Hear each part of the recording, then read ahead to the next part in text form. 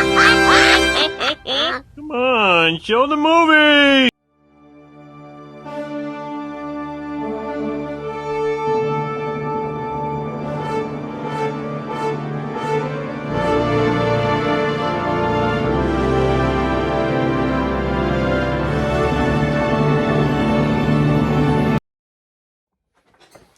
What up, what up, what up? It's your boy Tokyo. It's our boy Surge. And we're the Sinner. Maniacs. All right. We are here to review episode 4 of Your Friend in Hood Spider-Man. Cuatros y episodio. Is that how you say it? No, so bad. I think you should be arrested. All right, sorry. Yeah, okay, first of all, confirmation that Iron Man is still alive in this series, which is fun. There's been theory going around that Iron Man died earlier in the timeline in this series because we didn't actually see him or hear of him. Oh, we did hear him, but we didn't actually see him or know if he was alive or not. Yeah, no, this is if I had to guess the year, it's 2016. Yeah, around that time. Because right now, the Accords are happening right now. The Civil War movie is happening as we speak. They had a huge fight in the airport. It's all there. Except Peter's not being called up. No. I think this is a what-if timeline. If Tony Stark never asked for help. we established that in the first episode 1 and 2 review. Yeah. That this is like basically like a glorified what if episodes, you know what I'm saying? Yeah, better though. I'm better. Like these are actually gonna have implications to, well, actually no, the what ifs too, but like this one is even more closely connected to the MCU. Yeah, because now the Accords, Ian Nico said they're gonna affect Peter because he's super powered. He's gonna affect Peter eventually because that's something we didn't actually talk about ever. Norman said, "Hey, don't worry, I'm gonna handle it." Yeah, but think about it. That's something they kind of dropped after Infinity War. Accords don't matter. Well, no, that's not true because they were dropped after Infinity War. War. Well, yeah, but the thing is because we seen that Civil War, they try to do it, but what happens when you have a global threat? I mean, if you have a universal threat. Yeah, like because that, by the time it was Infinity War, there's only 2 Avengers That's left. what Captain America was trying to get Tony to see, like the short sightedness. Like, yeah, he understands, but at the same time, it's like, bro, like there's gonna be things that are just way out of the government's control. Yeah, again, Infinity War, there were only 2 Avengers left: Iron Man and War Machine. That was it. Everyone else was MIA. Vision left. Black Panther didn't care about the Accords. He saved his own nation. So Yeah, Black Panther went to Wakanda to do his Wakanda things. But again, back to the show, dude. Norman Osborn, pulling up that Riz. He built an entire restaurant just to talk to Peter. A fancy restaurant, too. The kind that we can only go in if we work there. I mean, look. Wait, that was in episode 3, wasn't it? That was before, man. He went to talk. Oh, shit. No, you're right. I'm sorry. I'm mixing up. Episode 3, yeah. Oh, yeah, you mixing that up. Okay. I'm sorry, guys. I'm sorry. I messed up. Yeah, my boy's having some he's having some memory problems. But Yeah, I'm sorry. But either way, this is the one where they start trying out all the suits. Oh, a mini fashion montage of fails. And I liked it because, like I said, it reminded me of like the different suits that you could choose to wear. Oh, in games, in the games and everything like that, you know. Yeah. But also like that's also pulled from the comics. Oh yeah, the Prodigy suit. Yeah. And the Hornet suit. Yeah. They're both suits Peter Parker wore when Spider-Man was framed for murder. He had to clear his name. Yeah. It was a whole thing. Yeah, because if you know Spider-Man, like he does go through some wardrobe changes and stuff. Yeah, but those were big changes because he couldn't be Spider-Man for a couple issues. Yeah, so I like the little reference one like how they do in the games. They do it here too, you know? Yeah, okay. And we see the fails of non-Spider-Man suits. First, the Prodigy suit. It looks cool, right? It shows you why... No capes. Yeah, no capes. Like, it shows you why... At the mode.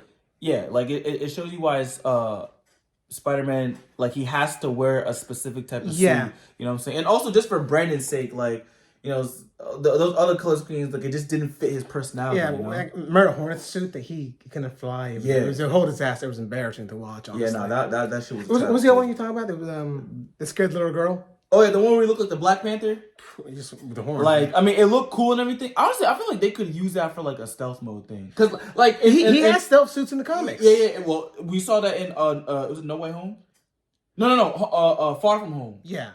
It was like an all black. Wait, which one's the one? Let us know. Which one's the one with Mysterio? It was called Midnight Monkey, something like that suit. Yeah. So so they could have used that. Like, you know, they didn't have to abandon that one. They could have used that for a stealth mode. Oh yeah, but I love the suit they ended up with, all the white and black. Yes, the Future Foundation, which that's a Fantastic Four suit. Yeah, at the time when Peter Parker joined the Fantastic Four, when Johnny Storm was presumed dead, so they changed the name to Future Foundation. Which means like. You know, could that be a reference to the Fantastic Four do exist in these universes? Yeah, and then Norman worked with them for a while. Who knows? We don't know. But I do like the reference right there, and also him and Harry, because now that Harry knows. That's the end of it though. We gotta keep going there. Yeah, my bad. Well, yeah. Well, look, we already blew the lid off already. Yeah. Harry knows in the dumbest way possible. Yeah, in a very dumb way. You know, but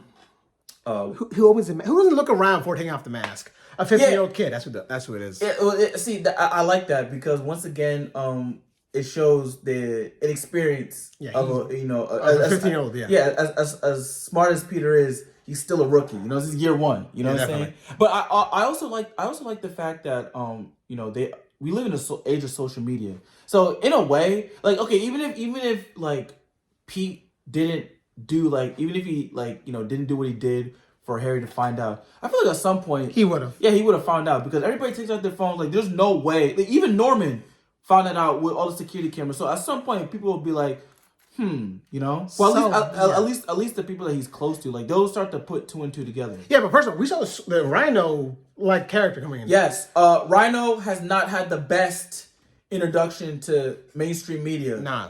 So hopefully this TV series, actually not even hopefully, because I know they'll do a good job. Yeah. They're gonna revitalize him. Yeah. Because good lord, that Craven shit. Woo, yeah, okay. It's a big Russian guy. That was a whole Russian gang. You know, it was a good seance. Oh shit! You forgot to mention Dimitri. That's Chameleon. Oh snap! Yeah. Oh my god! Now they ain't showing Craven yet because Craven just had his film and that was terrible. So plus he's not Russian. He's Russian. He is. Yeah, his name is Sergey. All right, wow. Yeah. So no, I mean for obvious sake, they ain't showing Craven right now because people are having PTSD from that movie. But they did reference a Chameleon, so it's only a matter of time before we see Craven. Speaking of villains, there was a whole introduction to everything because again we saw Mac Gargan. Yes, the Scorpion. Leader of the Scorpions. The last time we saw him, it was in a Homecoming, and it seemed like they weren't going to do anything with that character. And they never did. So now we're seeing him here. I'm like, all right, cool. You know what I'm saying? And he's a leader of a gang. I like him. Yeah. Okay. Also, Lonnie. they referenced because they were like, oh, he used to find people for a living. So they referenced the fact that the dude was like an assassin or something. Yeah, and unfortunately, Lonnie, he's getting more to the gang life because now the gang, the enemy gang, know who he is. So he's for Tombstone. They sent him to get. It's only a matter of time before he starts getting his powers and shit. Which I feel so bad because it's just like his brother, his dumbass brother, was the person that put him in this mess in the first place. Yeah. And now he's about to ruin his football chances, everything, and his relationship. And to round out the introduction of villains, we saw who's making all these advanced weaponry. It's the freaking Dr. Tentacles himself. Yeah. You know what I'm saying? OG Doc, When I saw it, I'm like, oh, of course it's him. Of course it's him. Who else? Well, I mean, it could be the Vulture too. But but if I'm going by how they're doing it here, Vulture may be like how he was in the MCU, where he's just like a construction dude. Yeah, he's not an inventor really. He flies. Although he wasn't he like selling parts for money, so you know what I'm saying? But either way, in this case, it's Doc Ock. Yeah, Doc Ock is selling the shit. Look, in the comics, you guys know Doc Ock is a huge narcissist. He thinks he's the smartest man to ever be born. Mm-hmm. Look, he's a genius, all right? But he's like, in that world, he's like the top 20 at best, unfortunately, for him. His arrogance is short-sighted and being just a lot. He could literally be like Norman Osborn level. Yeah, no, in the comics, he became a billionaire within 6 months in a legit company. Yeah, for sure. Exactly. But the thing is like, well, I mean, in some interpretations, he's not really focused on that. He's more like, okay, I just want to be like a humanitarian. What I like to you about this episode, this whole series so far, it references like advanced weaponry getting into civilians' hands. Yeah, I like that. Something that they did in Homecoming, but they never really touched on it again. Yeah, from the fallout from the Avengers. So I feel like that could be that could.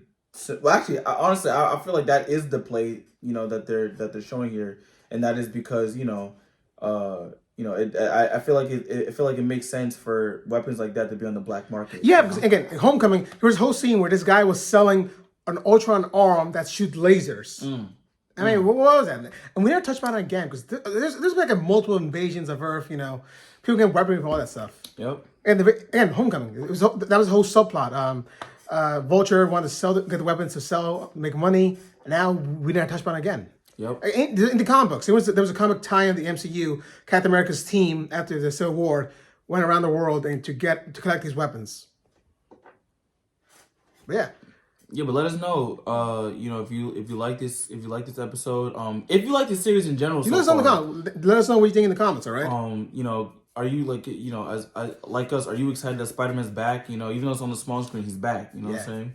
And he's street level. Yeah, finally. He's street level. That's the biggest thing. All right, so don't forget to like and subscribe because it really helps the channel. And we out. Peace.